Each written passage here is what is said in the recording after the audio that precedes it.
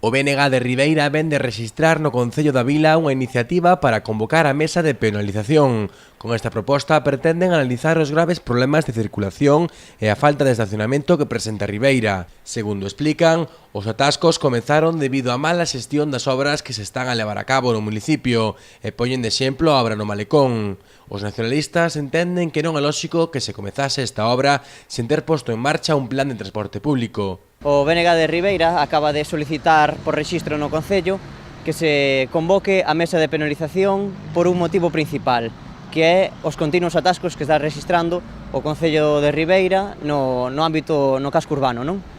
Vemos que non só son nos períodos de festas cando hai atascos importantes e retencións, non só nesta entrada de acceso a Ribeira onde nos atopamos, senón tamén que se dan continuos atascos pois na zona do Malecón e tamén na rúa Miguel Rodríguez Bautista.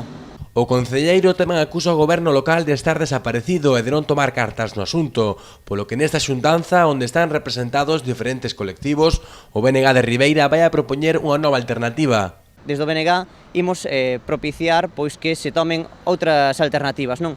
Vemos como as retencións de Ribeira poden ser solucionadas mediante a implementación dun plan de transporte público que aínda seguimos agardando por el, a pesar de que o BNG tamén se presentou iniciativas para que se realizase.